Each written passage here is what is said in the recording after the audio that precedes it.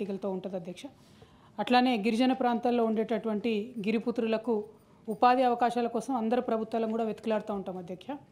అదేవిధంగా మైదాన ప్రాంతాలలో ఇప్పుడు వికారాబాద్ లాంటి ఏరియాలో ఎక్కడైతే సన్ఫ్లవర్, ఓమ ఇవన్నీ పండిస్తారో వాటిలో ఇంటర్లేసింగ్ క్రాప్ కూడా హనీబీస్ని పెంచేటటువంటి ఆస్కారం ఉంటుంది అధ్యక్ష. ఉమ్మడి ఆంధ్రప్రదేశ్లో ఉన్నప్పుడు తెలంగాణ ప్రాంతం వివక్షకు గురై మరి ఇక్కడ హనీబీ కాలనీస్ 0 ఉండే అధ్యక్ష, కేవలం 0 ఎక్కడ లేకుండే. వాటిని తెలంగాణ రాష్ట్రంలో మనము కష్టపడి 15,000 కాలనీలకు పెంచుకోవడం జరిగింది అధ్యక్ష. సో ఇప్పుడు గౌరవ మంత్రివర్యులని మేము రిక్వెస్ట్ చేసేది ఏంటంటే ఈ హనీబీ కాలనీస్ని ఎస్పెషలీ ఆసిఫాబాద్, భద్రాచలం ఇట్లాంటి ఏరియాస్లో కనుక పెంపకం చేసినట్టయితే చాలా మంచి రిజల్ట్ ఉంటుంది. అట్లానే గిరిపుత్రులందరికీ కూడా సహాయం చేసినట్టు ఉంటుంది అనేటటువంటి ఒక ఆలోచనతో అడుగుతా ఉన్నాం అధ్యక్ష. అట్లానే నల్గొండ బత్తాయి తోటలు ఎక్కువ ఉంటాయి అధ్యక్ష తమ సొంత జిల్లాలో. మరి అక్కడ కూడా ఇంటర్లేసింగ్ క్రాప్గా ఇది పనికొచ్చేటటువంటి ఆస్కారం ఉంటుంది కాబట్టి గౌరవ మంత్రివర్యుల్ని దీని మీద శ్రద్ధ పెట్టవలసిందిగా నేను రిక్వెస్ట్ చేస్తున్నా అధ్యక్ష. అట్లానే నేను ఇంకొక ప్రశ్న అడిగాను అధ్యక్ష, పట్టు పరిశ్రమకు సంబంధించి అంటే మల్బరీకి సంబంధించి చేయాల్సినటువంటి సాగు గురించి అడగడం జరిగింది అధ్యక్ష. దానిలో కూడా శోచనీయమైనటువంటి అంశం ఏంటంటే మా నేతన్నలకు రైతన్నలకు పనికొచ్చేటటువంటి అంశంలో కూడా ప్రభుత్వం మరి 16 కోట్లు బడ్జెట్లో పెట్టింది కానీ ఏమాత్రం కూడా రీసెర్చ్ ఇన్స్టిట్యూట్ పెట్టేటటువంటి ఇంట్రెస్ట్ లేదని చెప్పడం కొంచెం శోచనీయం అధ్యక్ష. అంతకుముందు కేసీఆర్ గారు అధికారంలో ఉన్నప్పుడు ఉమ్మడి ఆంధ్రప్రదేశ్లో సాగు లేకుండే అధ్యక్ష, మల్బరీ సాగు పూర్తిగా లేదు. దాన్ని మరి 13,000 ఎకరాలకు పెంచుకోవడం జరిగింది అధ్యక్ష. అట్లానే మనము జగిత్యాలో గౌరవ పెద్దలు జీవన్ రెడ్డి గారు మేమందరం కూడా కలిసి కొంతమంది యువ రైతుల్ని మరి ప్రోత్సహించి మల్బరీ సాగు అక్కడ కూడా ప్రయత్నం చేసినాం అధ్యక్ష. అయితే చాలా తక్కువ సంఖ్యలో వాళ్ళు ముందుకు వచ్చినారు. అక్కడ అగ్రికల్చర్ కాలేజ్ ఉంది కాబట్టి జగిత్యాల క్షేత్రంగా మల్బరీ ఈ మన సిల్క్ వామ్ రీసెర్చ్ స్టేషన్ పెట్టినట్టయితే చాలా ఉపయోగంగా ఉంటుంది అనేటటువంటిది కూడా రిక్వెస్ట్ చేస్తూ ఉన్నాం అధ్యక్ష. గౌరవ మంత్రివర్యులు దృష్టికి తీసుకురావాల్సినటువంటి మరొక ముఖ్యమైనటువంటి అంశం ఏంటంటే ఇప్పుడు ఈ సెరికల్చర్ డిపార్ట్మెంట్లో అధ్యక్ష 650 వరకు అలాటెడ్ జాబ్స్ ఉన్నాయి అధ్యక్ష. గత 15 నెలల్లో దాదాపుగా 400 మంది రిటైర్ అయ్యారు అధ్యక్ష. సో వారి స్థానంలో మన కాకతీయ యూనివర్సిటీలో అధ్యక్ష పీజీ డిప్లొమా ఉంది సెరికల్చర్లో.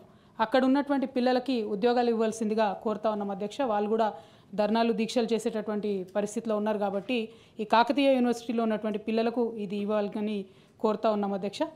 అట్లనే ఇంకొక తమ దృష్టికి తీసుకురావాల్సింది రీలింగ్ ఇండస్ట్రీ అని ఉంటుంది అధ్యక్ష. ఆ రీలింగ్ ఇండస్ట్రీలో నుంచి మనము పట్టు తీసుకోవడం జరుగుతుంది అధ్యక్ష. మీ అందరికీ తెలుసు పోచంపల్లి, ఇక్కత్, గద్వాలు, నారాయణపేట వీటన్నిటికీ కూడా మనకు జిఐ ట్యాగ్ ఉంది అధ్యక్ష. ఆ జిఐ ట్యాగ్ ఉన్నటువంటి ఈ చోటంతటి కూడా మనం బెంగళూరు నుంచి మరి పట్టును ఇంపోర్ట్ చేసుకుంటా ఉన్నాం అధ్యక్ష. దానివల్ల పట్టు చీరలు నేసేటటువంటి నేతన్నలకు కూడా అదనపు భారం పడుతూ ఉంది అధ్యక్ష.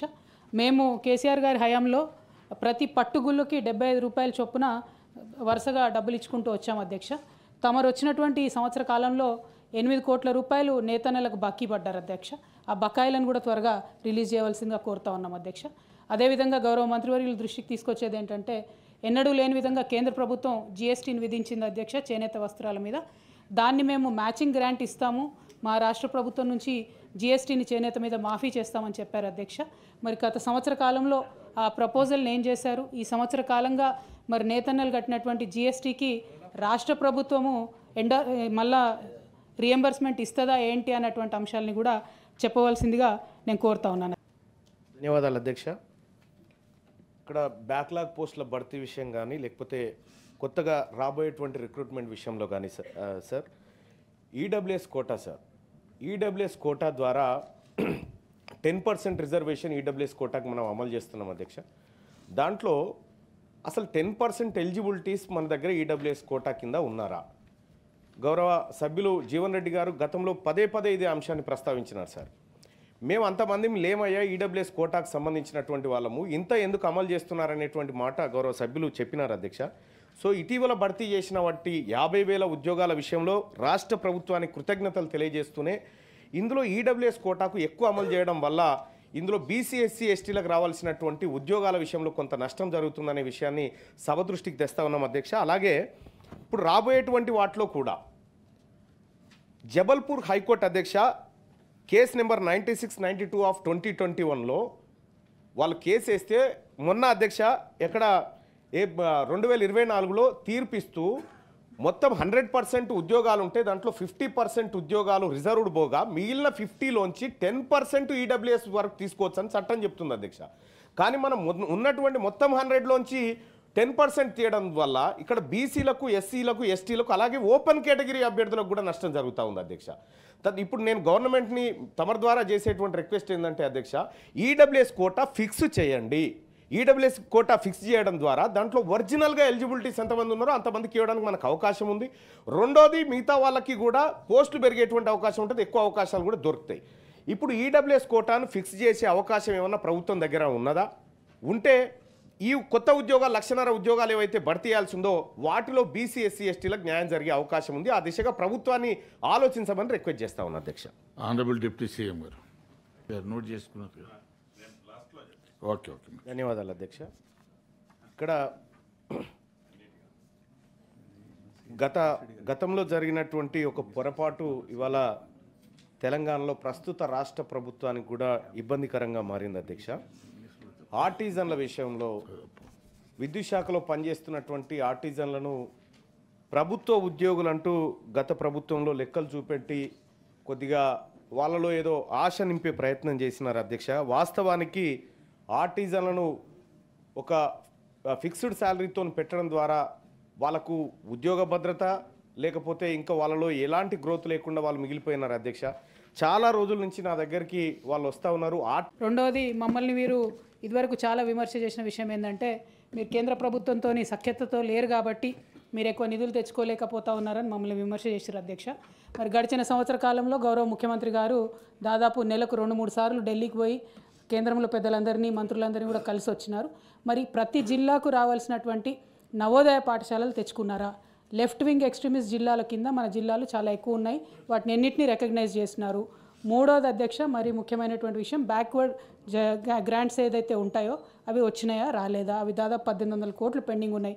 మరి ఇన్నిసార్లు పోతా ఉన్నారు, ఇంత సఖ్యత మెయింటైన్ చేస్తూ ఉన్నారు మీరు, ప్రధానమంత్రి దగ్గర నుంచి మొదలు పెడితే ప్రతి ఒక్కరితోని ఎక్స్ట్రా అడిషనల్ నిధులు ఏం తీసుకొచ్చినారు అనేటటువంటిది ప్రశ్న అధ్యక్ష. ఇందాకటిది మీరు అన్నారు అధ్యక్ష, నెక్స్ట్ క్వశ్చన్ మీదే దాంట్లో అడగండి అని చెప్పి గౌరవ పొన్నం ప్రభాకర్ అన్న వెళ్ళిపోయినారు. కానీ ఆయన మాట్లాడుకుంటూ ఒక మాట అన్నారు అధ్యక్ష, మేము చనిపోలేదు పిల్లలు అది ఇది అని చెప్పడం జరిగినారు అధ్యక్ష. 53 మంది పిల్లలు చనిపోయినారు అనేటటువంటిది వాస్తవం అధ్యక్ష. ఆ కుటుంబాలు, పేరెంట్స్ అందరూ బాధపడుతున్నటువంటి సందర్భం. ఆ చనిపోయినటువంటి వారందరికీ కూడా ఎక్స్గ్రేషియా ఇవ్వమని చెప్పి మేము డిమాండ్ చేయడం జరిగింది అధ్యక్ష. ఇస్తారా ఇవ్వరా అన్నటువంటిది ఒకటి. ఇంకొకటి, ఏది మాట్లాడినా ఇప్పటి వరకు సంవత్సరం అయిపోయిన తర్వాత కూడా మరి కేసీఆర్ గారు ఏమన్నా ఇంట్లోకి వెళ్ళి ఇచ్చిరా అంటే, మరి ఇవాళ మీ ముఖ్యమంత్రి రేవంత్ రెడ్డి గారు ఏమన్నా ఇంట్లోకి వెళ్ళి ఇస్తున్నారా? మీరు ఎందుకు మాకు పెండింగ్ బిల్స్ ఇస్తలేరు? ఎందుకు విదేశీ విద్యార్థి నిధులు ఇస్తలేరు? ఎందుకు ఇంతవరకు కూడా బీసీ రియంబర్స్మెంట్ కానీ, ఎస్సీ ఎస్టీ రియంబర్స్మెంట్ కానీ ఇస్తలేరు అనేటటువంటి అంశాలను కూడా వారు చెప్పవలసింది కోరుతా ఉన్నా అధ్యక్ష. Thank you.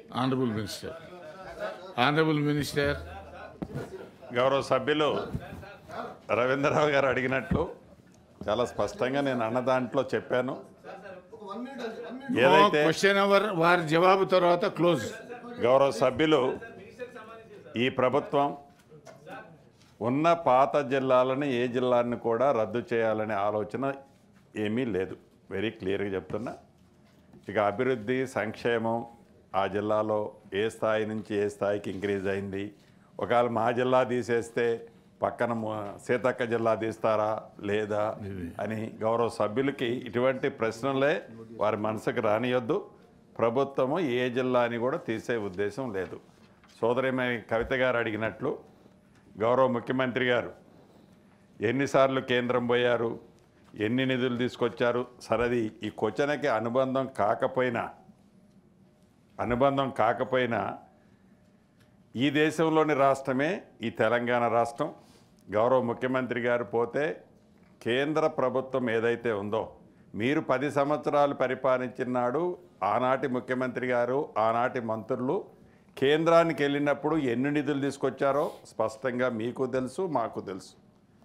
కేంద్రంలో అధికారంలో ఒక పార్టీ ఉండి రాష్ట్రాల్లో ఒక పార్టీ ఉన్నప్పుడు ఆ ఫైట్ ఎలా ఉంటుందో కూడా ప్రత్యక్షంగా పార్లమెంటు సాక్షిగా మనం చూసాం.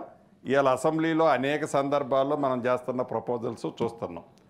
మాటకు ముందు, మాటకు మధ్య, మాటకు చివర గౌరవ ముఖ్యమంత్రి గారు ఇన్నిసార్లు కేంద్రం పోయారు, ఏమి నిధులు తెచ్చారు, డెఫినెట్గా పోయినప్పుడల్లా నిధులు ఏదో వ్యాగిళ్లతో వస్తాయన్నది కాదు. రాష్ట్ర ప్రభుత్వ పక్షాన మన పోరాటము మన ప్రపోజల్స్ ప్రాపర్గా ఉన్నాయా లేవా, ఆ ప్రాపర్గా ఉన్న వాటిలలో ఎన్ని వచ్చాయి, ఎన్ని వల్ల మనం మిస్ అవుతున్నాము, వాటిని సాధించుకునే దాంట్లో అధికార పార్టీగా మేము, ప్రతిపక్షంగా మీ కోఆపరేషన్ కూడా ఉండాలని ఈ వేదిక ద్వారా గౌరవ సభ్యురాల్ని సోదరీమణిని అడుగుతూ, ఒకటైతే నిజం, ఇది పేదోళ్ల ప్రభుత్వం, ఇందిరమ్మ ప్రభుత్వం. పేదోళ్ల కోసం ఎంతటి వరకైనా ఈ ప్రభుత్వం చిత్తశుద్ధితో పనిచేస్తుంది. Thank you. Question hour is over. Now special mentions. అలిబెల్ నర్సిరెడ్డి గారు